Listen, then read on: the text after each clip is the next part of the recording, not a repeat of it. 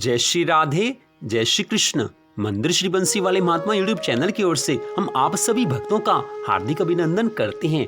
आज हम आपको सुनाने जा रहे हैं श्रीमद् भागवत महापुराण के तीसरे स्कंद के 27वें अध्याय की परम पावन कथा। इस अध्याय का नाम है प्रकृति और पुरुष के विवेक से मोक्ष प्राप्ति का वर्णन।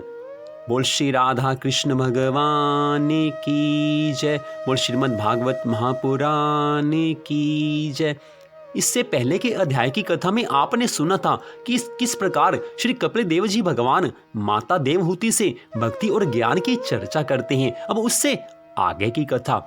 श्री कपिल देव जी भगवान आज कहने लगे हैं, हे माता, अब मैं सांख्य योग का ज्ञानोपदेश करता हूँ, जिसे आप मन लगाकर सुनो। इस ज्ञान को अधिक उत्तम समझकर तुम किसी दूसरे से मत कहना, क्योंकि यह ज्ञान प्रत्येक मनुष्य को शीघ्र प्राप्त नहीं होता है। तुम समस्त सांसारिक बंधनों को झूठा जानो। संसार के बंधनों को कभी सत्य नहीं समझना चाहिए। यदि तुम्हें यह शंका हो कि सब संसारिक माया झूठी ही है, तो फिर जप तप यज्ञ तथा अधर्म की बातें भी झूठी ही हैं। सो ऐसा जानना चाहिए कि ये जगत झूठा है, परंतु मनुष्य जो पाप तथा पुण्य कर्म करते हैं, उनका फल उन्हें सुख या दुख के रूप में अवश्य ही भोगना पड़ता है। हे माता, इस विषय में तुमसे एक प्राचीन कथा का वर्णन करता हूँ, उसे तुम ध्यान पूर्वक सुनना। एक समय एक मनुष्य जंगल में लकड़ी काट कर उसका भोज अपने सिर पर रखकर बेचने के लिए जा रहा था। मार्ग में जब वह दोपहर की गर्मी के कारण थोड़ा सा थक गया, तब एक पेड़ के नीचे जाकर उसने अपने सिर पर रखे हुए लकड़ी के बोझ को उतार कर धरती पर रख दिया है। उसके पश्चात एक पास के कुएं में जल पीकर वहीं बैठकर आराम करने लगा। इतने में ही उसने देखा कि एक घुड़सवार अपने घोड़े को दौड़ाता हुआ जल पीने के लिए उस कुएं की ओर चला आ रहा था। उसे देखकर उस लकड़हारे के हृदय में ये विचार प्रकट हुआ कि यदि मेरे पास भी घोड़ा होता तो मैं भी उस पर बैठकर इसी प्रकार चलता। यूं ही पैदल ही सिर पर बोझ रखकर चलने से तो धूप में पैर भी जलते हैं और लकड़ियों का बोझ भी अधिक मालूम होता है। यह सोचते सोचते वह लकड़हारा कुएं के पास ही सो गया। तब उसको एक स्वप्न आया। स्वप्न में उसको घोड़ा मिल गया। उस सपने में उसको घोड़ा मिल गया और जब वह घोड़े पर सवार होकर उसे दौड़ाने लगा तो वह घोड़े से गिर गया। उस सपने की अवस्था में जब वह उछला तो उस उछलने के कारण वह पास के कुएं में गिर गया और उसके हाथ पांव सब टूट गए। इसलिए हे माता, जिस प्रकार उसका घोड़ा मिलना मिथ्या और कुएं में गिरने से चोट लगना सत्य हुआ, उसी प्रकार संसारी सुख को तो तुम मिथ्या जानो, इसको सपना समझो, किंतु जो पाप करने से मनुष्य को दंड अवश्य मिलता है, इसे सत्य जानना चाहिए। हे माता, इसको आप इस तरह से समझो कि जैसे उस व्यक्ति ने घोड़े को तो सपने में प्राप्त कर लिया, किंतु यथार्थ में उसको घोड़ा नहीं मिला था, किंतु उस घोड़े की चाह ने उसको कुएं में गिरा दिया। कुएं में गिरकर उसके हाथ पैर टूट गए। ऐसे ही संसार में सुख नहीं है। संसार के सब सुख सपने जैसे हैं। जैसे सपने में उसको घोड़ा मिला, किंतु सपने के उस घोड़े ने उसको कितना दुख पहुंचाया, ठीक ऐसे ही संसार में सुख नहीं है। हम सुखों की तरफ भाग पड़ते हैं। सुख तो मिलता नहीं, लेकिन उसके बदले में दुख मिल जाते हैं। उसको घोड़ा नहीं मिला, लेकिन घोड़े के कारण उसके हाथ पांव टूट गए। ऐसे संसार में सुख नहीं है। सुख हमें मिलेगा नहीं, लेकिन उस संसार के सुख की चाह के बदले में दुख हमें अवश्य मिलेंगे। हे माता, जो संसार के सुखों के पीछे दिन रात भाग भाग कर भगवान को छोड़ कर रहते हैं, उनको जीवन में सुख कभी मिल ही नहीं सकता। भगवान की कृपा के बिना जीवन में सुख का एक क्षण मिलना भी मुश्किल है। तो जो भगवान को कभी याद नहीं करते, वो तो जीवन भर सुखी हो ही नहीं सकते। हो सकता है ऐसे मनुष्यों के जीवन में थोड़ा सा सुख आ जाए जो भगवान को नहीं मानते, लेकिन माता, इस बात को सच मान लेना, ये उनके पहले के जन्मों के पुण्य कर्मों का फल है, जो इनको अब इस जीवन में थोड़ा सुख मिल रहा है।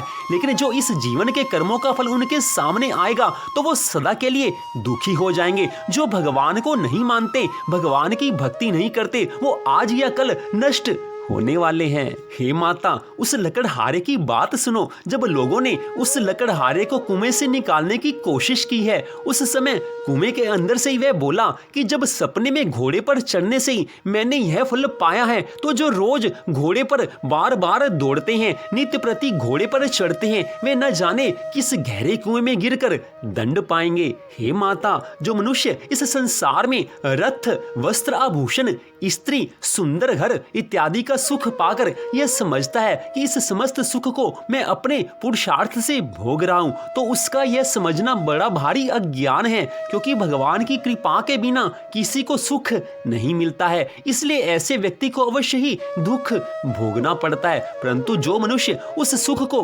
भगवान की कृपा से प्राप्त हुआ समझकर उसमें लिप्त नहीं होते हैं और अपने वर्ण तथा देह का धर्म जानकर किसी को कष्ट नहीं पहुंचाते, उसे भगवान के दंड का कभी भागी नहीं बनना पड़ता है। इसलिए हे माता, जीवन में अगर सुख संपत्ति मिली हो तो उसको ठाकुर जी की कृपा मानना चाहिए। भगवान की कृपा के बिना जीवन में माता सुख कभी नहीं आएगा। भगवान कपिल देव जी के मुख से इन ज्ञान भरे उपदेशों को सुनकर आज माता देवहूति का मन प्रसन्नता के मारे गदगद हो गया है। वो सोचने लगे हैं कि कैसा सुंदर दिव्य उपदेश आज मुझे भगवान दे रहे हैं। इसके पश्चात इन उपदेशों को सुनकर आज माता देवहूति कहने लगी हैं कि हे महात्मन, आपने जो ये कहा कि इस देह को आत्म पुरुष से अलग जानना चाहिए, इस शरीर को आत्मा से अलग जानना चाहिए, तो यह बात मानना तो बड़ा कठिन है। इस बात को कैसे माना जा सकता है? बिना नेत्रों से देखे उस पुरुष को अलग कैसे जाना जा सकता है? वह पुरुष तो देह में ऐसे व्याप्त है कि जैसे दूध में घी और अग्नि में तेज रहता है। अतः कृपा करके मुझे इसका भेद अलग अलग बताइए। यह सुनकर कपिल देव जी भगवान कहने लगे हैं कि हे माता, इस बात पर ज्ञान दृष्टि और चर्म चक्षुओं द्वारा देखकर दोनों प्रकार से विचार करना चाहिए। ये बात स्पष्ट है कि जब श्री नारायण भगवान का एक छोटा सा अंश आत्मा इस शरीर से निकल जाता है, तब हाथ पैर इत्यादि इंद्रियों के होते हुए भी वह शरीर कुछ नहीं कर सकता है। इसलिए इस बात को साक्षात नेत्रों से देखा जा सकता है कि उस आत्मा के ना रहने पर शरीर किसी काम का नहीं रहता। इसलिए आत्म पुरुष सत्य है। मनुष्य की यह गति देखने के कारण ही तुम्हें यह समझ लेना चाहिए कि आत्मा पुरुष शरीर से अलग है। अगर आत्मा और शरीर एक होते तो आत्मा के जाने पर शरीर भी कार्य करते रहता, लेकिन आत्मा अलग है, शरीर अलग है। आत्मा अविनाशी है, शरीर नाशवान है। हे माता, जो इस संसार में धन के पीछे मारे मारे फिरते हैं, भगवान की भक्ति नहीं करते, उनका जीवन नष्ट हुआ ही जानना चाहिए। माया ऐसे लोगों का पीछा नहीं छोड़ती है। मेरी माया सबको भरमाने की कोशिश करती है, लेकिन जो मेरी शरण में रहते हैं उन पर उस माया का कोई प्रभाव नहीं पड़ता है। गंगा मेरे चरणों से प्रकट हुई है। जो मनुष्य गंगा जी में स्नान करते हैं उनके सब पाप नष्ट हो जाते हैं। गंगा स्नान करना सब मनुष्यों का परम धर्म है। गंगा मैया तो इस धरती पर इसीलिए प्रकट हुई हैं कि सब उसमें स्नान करके अपने जीवन को शुद्ध बना लें। जो पहले के पाप कर्म किए हुए होते हैं वो गंगा स्नान से एक क्षण में नष्ट हो जाते हैं। माँ गंगा की कृपा से मनुष्य के सभी पापों का नाश हो जाता है। इसलिए जीवन में गंगा स्नान अवश्य करना चाहिए। बार बार ठाकुर जी से आग्रह करना चाहिए कि मुझे गंगा स्नान का मौका दें। आज श्री कपिल देव जी भगवान द्वारा इस ज्ञान को सुनकर देवहूति कहने लगी हैं कि हे प्रभु, मैंने आपके कथना अनुसार आत्मा को शरीर से अलग समझ लिया है, परंतु मेरे मन को ऐसा शीघ्रता पूर्वक संसारी माया जाल से अलग होना और भगवान के चरणों में लगना बड़ा कठिन मालूम पड़ता है। जिस दिन से आपके पिता तपस्या करने के लिए वन में गए हैं, उस दिन से मैं एक क्षण के लिए भी उनको नहीं भूल पाती हूँ। मेरा हृदय सदा उन्हीं की चिंता में लगा रहता है। अतः आप कृपा करके मुझे कोई ऐसा उपाय बताइए कि जिससे मुझे ज्ञान तथा मुक्ति आसानी से मिल सके। तब कपिल देव जी भगवान आज कहने लगे हैं कि हे माता, मैं तुम्हें भक्ति योग का सरल मार्ग बताता हूँ, तुम उसको ध्यान से सुनना, क्योंकि श्रद्धा भावना से अगर आप इस बात को सुनोगे, ध्यान से सुनोगे, तभी ठाकुर जी की कृपा से आपके मन में ये बात बैठ पाएगी। हे माता, श्री नारायण भगवान से मिलने के लिए यदि कोई व्यक्ति अपने मन को धीरे धीरे लगाता है तो उससे मुक्ति अवश्य ही प्राप्त हो जाती है। जिस प्रकार की कोई मनुष्य तीर्थ यात्रा के लिए घर से चल पड़े तो प्रतिदिन चलता रहे, तो चलते रहने के कारण वो अपने गंतव्य स्थान पर पहुंच ही जाता है। यदि कोई पथिक मार्ग में थकने के बाद किसी से ये पूछता है कि ठहरने का ठिकाना अभी कितनी दूर और है, जब उसे ये मालूम होता है कि अभी थोड़ी दूर और है, तब वह थका हुआ होने पर भी उसी स्थान पर जैसे तैसे पहुंच ही जाता है। परंतु यदि उसे यह पता चले कि अभी ठहरने की जगह बहुत दूर है, तो वह थक कर वहीं ठहर जाता है। इसी तरह मैं तुमसे कहता हूं कि भक्ति, पूजा, व्रत, नियम, कथा, कीर्तन आदि सब परमात्मा को प्राप्त करने के आसान मार्ग हैं। जो इन मार्ग पर चल पड़ता है वो कभी न कभी ठाकुर जी को प्राप्त कर ही लेता है। जैसे मनुष्य तीर्थ यात्रा के लिए घर से चल पड़े तो कभी न कभी उस स्थान पर पहुंच ही जाता है, ऐसे ही जो मनुष्य भगवान की सच्चे हृदय से भक्ति करता है, श्रद्धा भावना से भगवान के नामों का जाप करता है, भगवान की प्रतिदिन पूजा करता है, भगवान के लिए व्रत नियम का पालन करता है, कथा सुनता है, संकीर्तन करता है, भगवान के लिए सब कुछ करता है, तो समझ लेना कि वो अपनी राह पर चल रहा है, उसको भी मंजिल मिलेगी, अर्थात उसको ठाकुर जी अवश्य मिलेंगे। ऐसा हो ही नहीं सकता कि जो भगवान के लिए घर से चल पड़े और भगवान उसको ना मिले। जिस प्रकार जो घर से तीर्थ यात्रा के लिए चल पड़ा वो तीर्थ स्थान पर पहुंच ही जाएगा, ऐसे जिसने ठाकुर जी को अपना सब कुछ मान लिया है, भगवान को अपना सब कुछ मान लिया है, तो भगवान तो उसको कभी ना कभी मिल ही जाएंगे। कोशिश केवल इतनी करनी है कि भगवान की भक्ति में मन लगा रहे, भगवान की तरफ सदा मन भावना बनी रहे। जो भगवान से प्रेम करते हैं भगवान उनकी सदा रक्षा करते हैं। हम तो भगवान की तरफ चलते हैं तो सोचते हैं कि पता नहीं आगे क्या होगा, भगवान मिलेंगे या नहीं मिलेंगे। ऐसा नहीं होना चाहिए। मन में विश्वास बनाकर चलो कि भगवान मिलेंगे, भगवान की कृपा मिलेगी। जैसी भगवान देखते हैं कि मेरे इस भक्त ने मेरे ऊपर विश्वास कर लिया है, तो भगवान ऐसे भक्त को मिल ही जाते हैं। भगवान देख लेते हैं कि इसने तो मेरे ऊपर विश्वास कर लिया है, तो विश्वास करने वाले भक्त के ऊपर भगवान कृपा करते ही हैं। आज बड़ी सुंदर ज्ञान भरी बातें, भक्ति भरी बातें श्री कपिल देव जी भगवान माता देवहूति से कह रहे हैं। सच बात है कि जिसने भगवान के ऊपर विश्वास कर लिया केवल उसी का बेड़ा पार है। जो संशय रखता है, जो मन में संदेह रखता है, उसका उद्धार हो नहीं सकता है। श्रीमद् भगवद गीता में भगवान श्री कृष्ण ने अर्जुन को कहा था कि जो संदेह करता है भगवान की वाणी पर, भगवान की भक्ति पर, भगवान के सद ग्रंथों पर, जो संदेह करता है वो उस मार्ग पर चल ही नहीं सकता। तो जो मार्ग पर नहीं चलेगा उसको भगवान मिल ही नहीं सकते, भगवान की कृपा मिल ही नहीं सकती। इसलिए विश्वास सबसे पहले आवश्यक चीज है भक्ति के मार्ग में। भगवान से प्रेम कैसे होना चाहिए एक छोटे से दृष्टांत के द्वारा आपको समझाते हैं।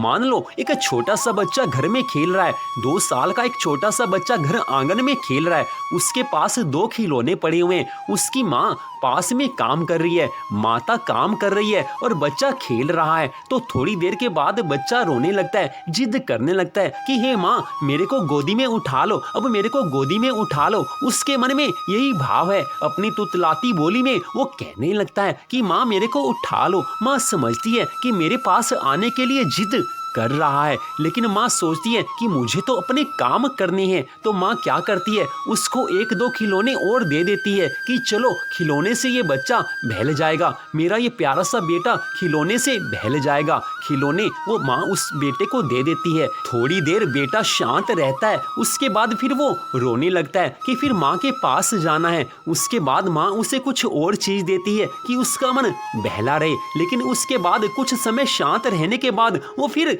रोने लगता है। क्यों? क्योंकि उसको माँ से प्यार है। माँ की गोदी में जाए बिना उसको चैन आने वाली नहीं है। एक छोटे से बच्चे के लिए माँ से बढ़कर संसार में और कुछ हो ही नहीं सकता। माँ से बढ़कर प्यार संसार में एक छोटे से बच्चे से कोई कर ही नहीं सकता।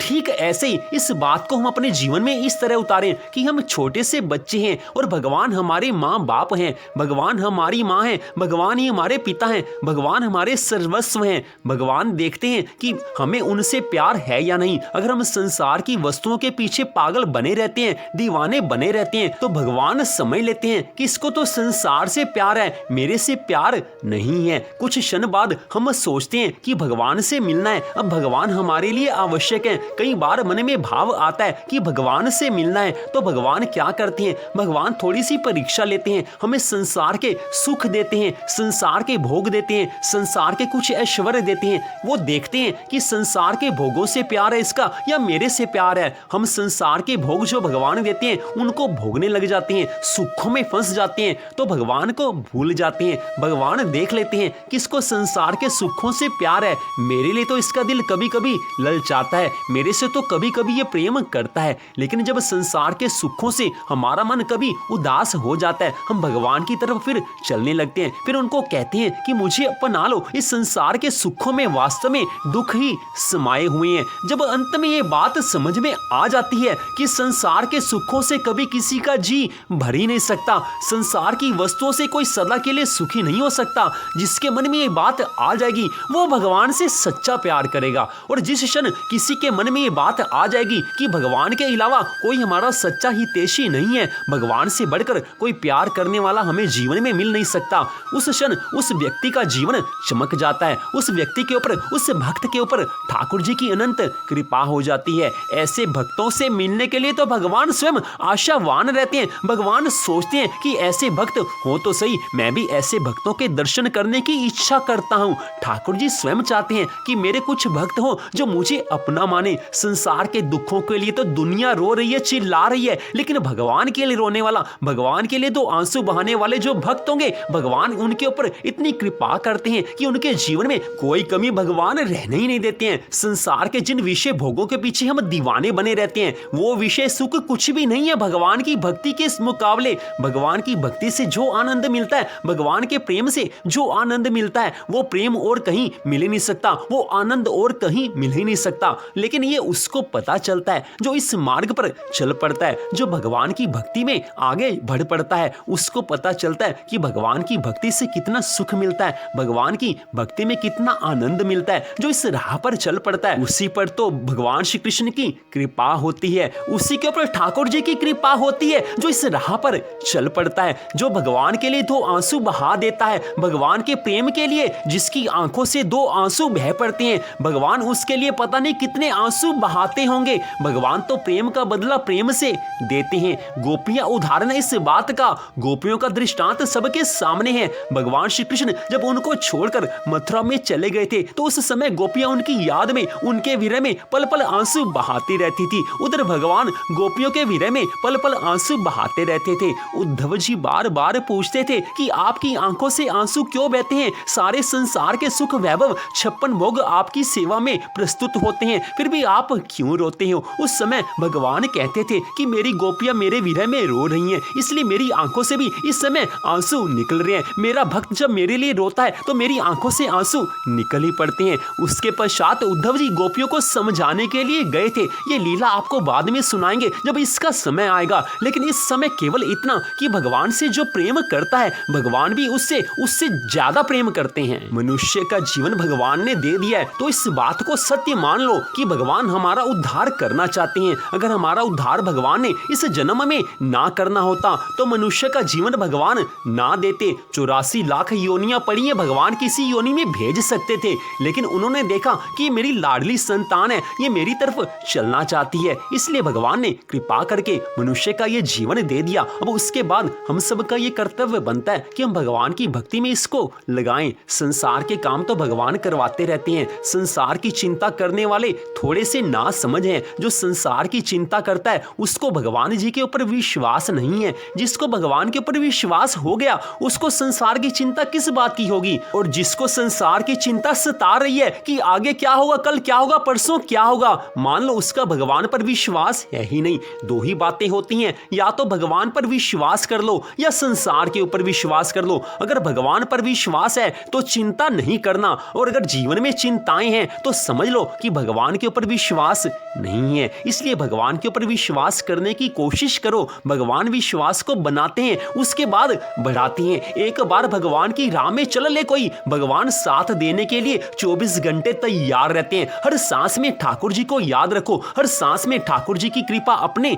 आप आएगी। भगवान के लिए कोई पागल बनता है, भगवान उसके लिए ज्यादा पागल बनते हैं। मीरा जी ने भगवान के लिए सब कुछ छोड़ दिया था, तभी तो भगवान ने मीरा जी को अपने शिव विग्रह के अंदर लीन कर लिया था। भगवान ऐसे भक्तों के लिए सदा इंतजार करते हैं। भगवान ऐसे भक्तों का इंतजार करते रहते हैं जो भगवान के लिए सब कुछ छोड़ने को तैयार रहते हैं। लेकिन यहाँ पर बात इतनी है कि हमें संसार में रहना है, हमें घर परिवार में रहना है, लेकिन भगवान को याद करना है। भगवान की याद साथ रहेगी तो ये संसार के रिश्ते नाते आसानी से निभ जाएंगे। लेकिन भगवान की भक्ति साथ नहीं होगी तो संसार की चिंताएं पता नहीं एक दिन में कितनी बार हमारी आंखों में आंसू लेकर आती हैं, कितने दुख हमारे पीछे हाथ धोकर पड़े हुए हैं, कितनी चिंताएं हाथ धोकर हमारे पीछे पड़ी हैं। उनसे हम अपने दम पर छुटकारा नहीं पा सकते, उनसे हम निजात नहीं पा सकते। वो तो भगवान की कृपा से उन समस्याओं का हल निकल सकता है जो हमारे जीवन में हमारे पीछे लगी हुई हैं। इसलिए बार बार कहा जाता है